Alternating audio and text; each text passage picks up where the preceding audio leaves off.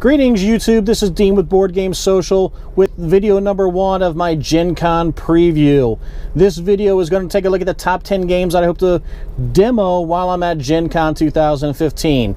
So I hope to demo a lot of games, but these are the 10 that I am most looking forward to, or at least think will have the greatest amount of buzz for my game group, and I want to be able to take that information back to them. So, top 10 games to demo at GenCon 2015. So without further ado, here we go. Okay, my number 10 is called Booze Barons, and it's by Overworld Games. The designer is Jeremy Commander. This is a card game, not necessarily a micro game, but a card game, probably 50 some odd cards in the deck. And it is a hidden identity, deduction, team-based style game that is set in the Prohibition era. You're delivering your booze to the different speakeasies because you need to get the points, but every time you make a delivery, it reveals a little bit about your identity, which can help the other players, so on and so forth. So, looks interesting. I love that time period, so hopefully the theme actually plays into the game. And I look forward to trying this one out. It'll be a Kickstarter campaign in August of this year. So if that's a theme that you like, or if you like that style of game, make sure you check out Kickstarter. Check it out on Kickstarter August of this year. Again, that is Booze Barons by Overworld Games, my number 10. All right, my number 9 is called The Great Dinosaur Rush by Ape Games, APE Games. And it is, think of the time period when all the paleontologists and archaeologists were rushing around trying to find all the fossils and dinosaur bones. And it wasn't always legit. There was some backstabbing and treachery.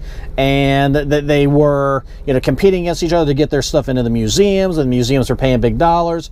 Well, that's kind of the theme or the genre of this game. Only it is going to be a set collection style game. I don't think it's going to be overly meaty or heavy or anything like that. I think it's a fun take on the game, or on the genre. It's for 2 to 5 players, roughly an hour. I don't know the price point on it. I know it's Q3 of this year, so it should be coming out pretty soon. At least I take that back. That's a Kickstarter campaign in Q3 of this year. So at least you'll have some more information on it probably in the next month or so to see if it's something that you like. But I'm going to hope to check it out, and I'll give you a follow-up on any of these games that I'm doing in this video to let you know kind of my thoughts on it. So again, that's number 9, The Great Dinosaur Rush by Ape Games. Okay, my number 8 is Roll for the Galaxy Ambition. This is an expansion for Roll for the Galaxy. If you haven't heard of Roll for the Galaxy, Rio Grande Games, check it out. It is their dice version of Race for the Galaxy, only it's 100% better than Race for the Galaxy, in my opinion. If you like rolling dice, manipulating dice, tile placement, different powers, variable powers, then you'll like Roll for the Galaxy, and Ambition is just going to expand upon that. New factions, new tiles, new dice, new powers. What's not to like? All right, they're not 100% sure that it's going to be there to demo, but it was listed as a probable, so that's why I have it on there. It's a favorite in our game group, and I can't wait to check it out and see what other kind of goodness we can add to Roll for the Galaxy. So again, my number 8, Roll for the Galaxy Ambition, the expansion, and I think it's going to be a hit. I don't anticipate being negative about it at all. Okay, my number 7 is City of Gears by Arcane Wonders, designed by Chris Lader, and it is going to be a Dice Tower Essential game in their line. So, with that being said, it is a steampunk sort of / fantasy theme, area control, dice, worker placement, a modular board where you're kind of revealing it as the game goes on, which will shift what powers and what sort of things you need. Sounds really cool. And I'm going to go out on a limb. If the Dice Tower is putting their stamp of approval on it and making it part of their essential line, then I'm assuming it's going to be pretty good. Now, it doesn't mean it's going to be for everybody, but style of game-wise, I think it should be a very solid game. I just hope to check it out to see if it's going to fit for my game group and my style myself. I do like the steampunk theme. But, that just because that's a steampunk thing doesn't mean it's going to be a good game. So that's 2015 release sometime, I'm assuming, maybe Essen. And that is City of Gears, my number 7 by Arcane Wonders. Okay, my number 6 is Corrupted Kingdoms by Artana Games. It's designed by Raymond Chandler and Dirk Niemeyer, and this is a area control, bluffing, deduction style game that is sort of the genre is you are a evil monster, evil overlord, and you are trying to make sure that you're getting area control of different parts of the kingdom. It's kind of a stock building or a stock game, economic style. It's just a different take on the genre, of the whole economic building and stock manipulation, control sharing style of game. So I hope to check it out. Right now, Artana Games has really been producing some really high quality style games, both component wise and mechanic wise. Tesla versus Edison, Tomorrow, games that to me are just throwbacks to older style games. If that makes sense. At least Tomorrow was. It just kind of gave me that old sense feeling. So I'm really looking forward to this game by Artana. And with any luck, hopefully Nils Hertzman will be running the demos there, and I'll be able to take a look at that game with him because he'll just make it that much more fun. So Artana, for me, has always had right now has one of the best demo teams around. So check him out at GenCon. You won't be disappointed. That's my number 6, Corrupted Kingdoms, Artana Games. Okay, my number 5 is called Ray Guns and Rocket Ships, and this is by Bedbug Games, designed by Scott Rogers. It is 2 to 4 players, 45 to 90 minutes, and if you like the old style sci-fi pulp stories of the 20s and 30s, then this game should be a good fit for you, if it lives up to that. That's what it's being championed as, a throwback to the pulp fiction, to the pulp era.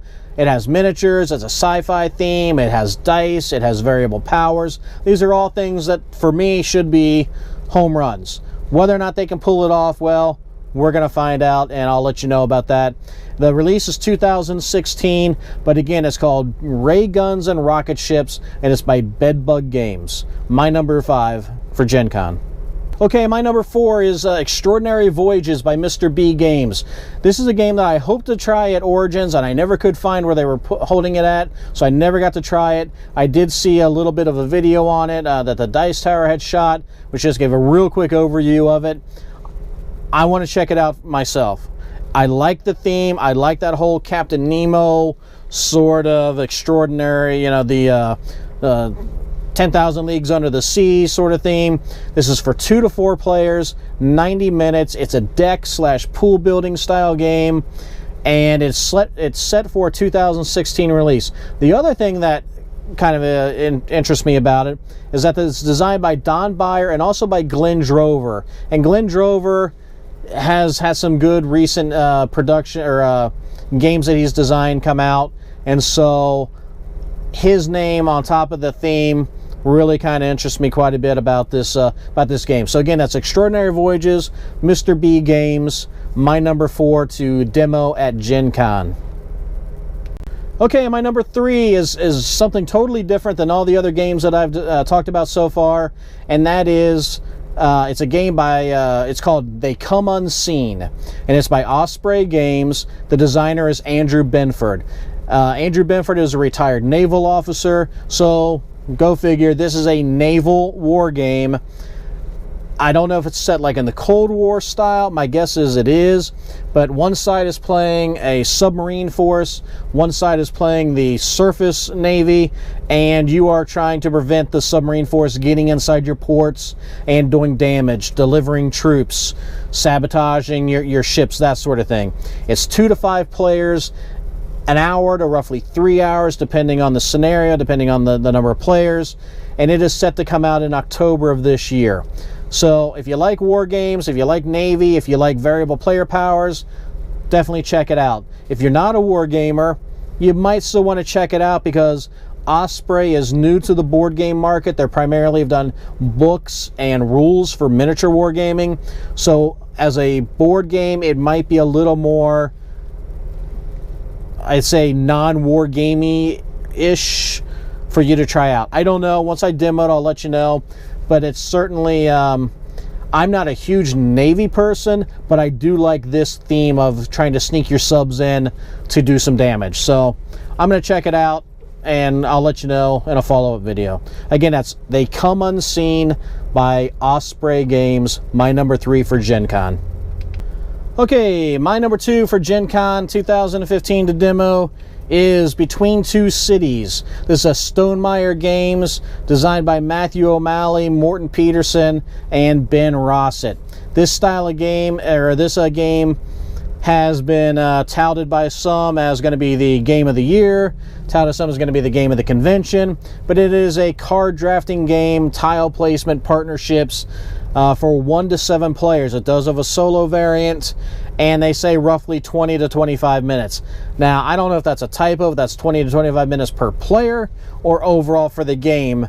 I don't know enough about it to say for sure, but to me, if you can get a 7-player game, 7-person game in 25 minutes, that's pretty amazing. So maybe it's a really light game, I'm not sure. But again, that's Between Two Cities, Stonemaier Games, my number 2 to demo at GenCon. Alright, and finally, my number 1 game that I hope to demo at GenCon is called Favor of the Pharaohs. This is a re-implementation of a game called To Court the King, and is being put out by Bezier Games, designed by Thomas Lehman, who was also the designer of To Court the King. So it's a 2 to 4 player game, 45 minutes. It is a dice deck building style game. I'm assuming it's going to be about a 2016 release, because I haven't seen anything about it for this year, but I hope to get it. I hope to try a demo of it, because I never was able to play To Court the King, and I've heard good things about it. Generally got pretty good reception, so I'm not sure what they're tweaking or changing for the game Favor of the Pharaoh, but you know, whatever it is, I like that theme, and so hopefully the theme and the artwork are enough to sell me on the game. But again, that's my number 1 game to demo at GenCon, Favor of the Pharaoh. So with that being said, I wish you guys the best. I hope you're going to get a chance to go to GenCon and take in the spectacle that it is. And if you're unable to go to GenCon, then maybe next year. You know, it's not for everybody. It's a really big crowd. It's chaos, it's pandemonium, so I know it's not going to be for everybody. So enjoy the videos that you'll see from either myself or other people, and you know, you can always order the games online and probably get them cheaper than you could at the con anyway. So until the next video, take care of yourselves, enjoy the rest of your day, and I'll see you guys at the next social event. Take care.